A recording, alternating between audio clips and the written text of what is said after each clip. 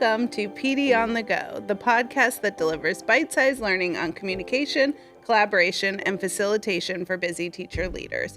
Tune in while you're in the car, on your lunch break, or making copies, and get ready to level up your leadership skills. My name is Mary Beth Anderson, and I work in the Office of Professional Learning in Fairfax County Public Schools, and today I'm joined by my colleague, Hallie Case. Hello. So on today's episode, we are going to be addressing a challenge that was shared with us by some teacher leaders in our PLC series. Mm-hmm. And this challenge is around the feeling of the workload of the CLT. Yeah. So we hear this a lot, especially if there's one team leader or one CLT lead that feels like they are carrying the burden of the load of making the agenda, pulling the data, creating the structures, and maybe it's shared with one other person. But they're trying to figure out like how to move from this like doing it all to sharing more of that leadership or distributing it. Yeah. So,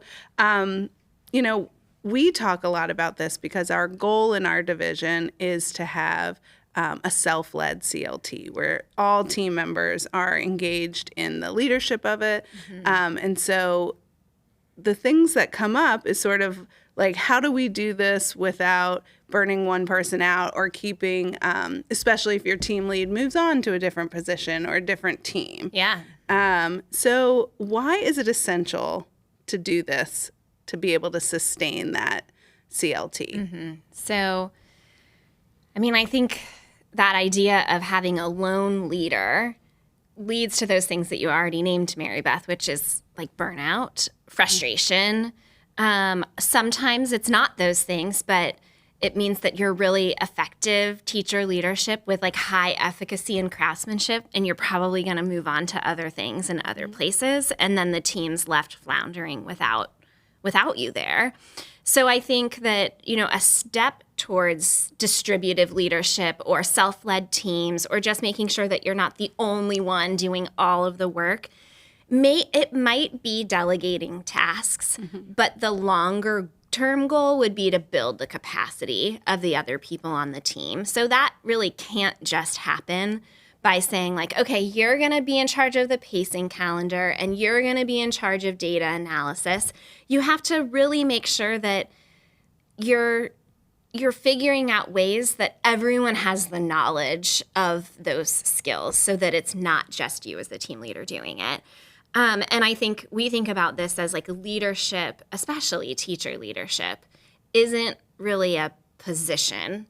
It is a practice, and everyone on a team can be in the practice of leadership, right? So how do we get them there? Yeah. And I'm thinking it helps them buy in, right? Some of the challenges that were voiced to us was around this buy-in. And I think when you don't share the leadership, then you don't have buy-in because it's someone else's meeting, right? Or that person is in charge of assigning me a task. So when they're not there, I'm like, well, I don't have to do that task.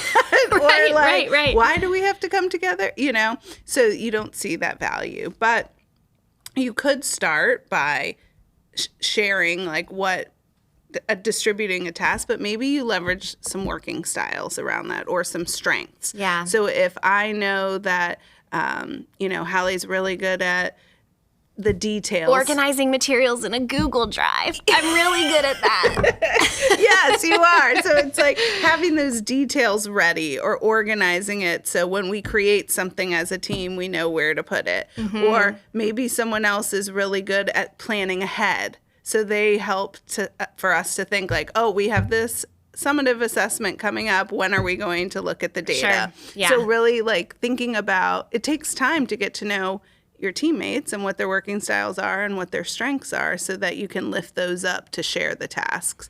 Yeah, and I think too, like you partner people together. So just because one of my strengths is organizing the Google Drive doesn't mean that I wouldn't. So the way to build capacity is that then someone comes alongside me and learns the system so that they could eventually take it over. And it actually makes me think of you and me because you're really also very good at organizing things, but every once in a while I teach you a shortcut in Google Drive or in a document that you didn't know before, and you always tell me how smart I am, right? But it doesn't change your workflow in other areas too, and I feel like that's a mutual thing. Like it happens Right. because we partner together and share our strengths. Exactly. And it's able to just, now I don't have to say, oh, Hallie's the only one that can do that. Right. Now I've got the skills to be able to organize or my fun shortcuts. Hallie knows all the keystrokes to do that.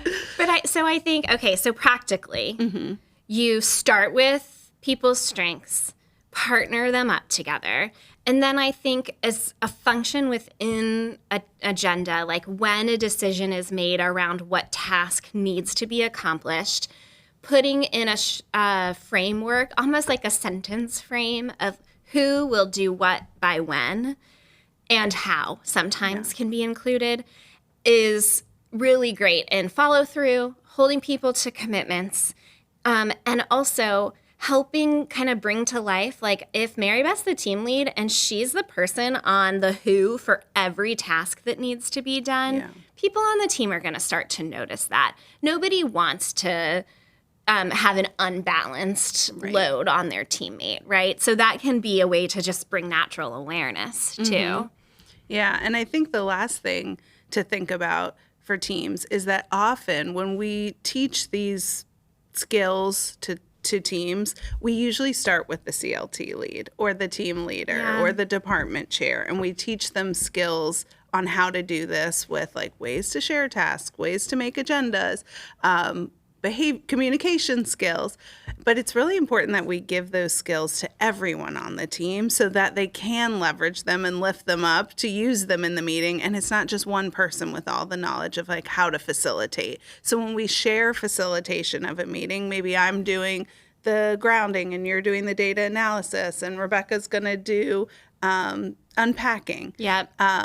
It's not that only I've been trained on how to do that. And really, I think that's a big shift for schools because it is tricky when you want to have a meeting and you just have one person from every team coming together. Yep. But how does that person turn that training around to the rest of the team in CLT? Right. And that's one, we use CLT, the L is for learning. And sometimes the learning is about just our function, right? And so that's one of the functions of a team is spending a little bit of time learning together about how to do this data analysis protocol so that somebody else can lead it, or how to put the spreadsheet together from the assessment, right? Exactly. Yeah. So we have some resources that can help with this. One, I think, would be some of our asynchronous modules on our PLC site to turn around some of those skills that you could bring back to your team. We also have an article around shared leadership that provides some different tips and things that teams could try.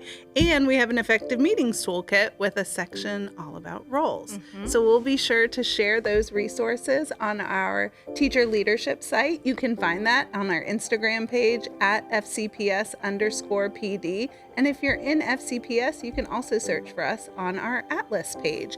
So thank you for joining us today and tune in next week for more PD on the Go.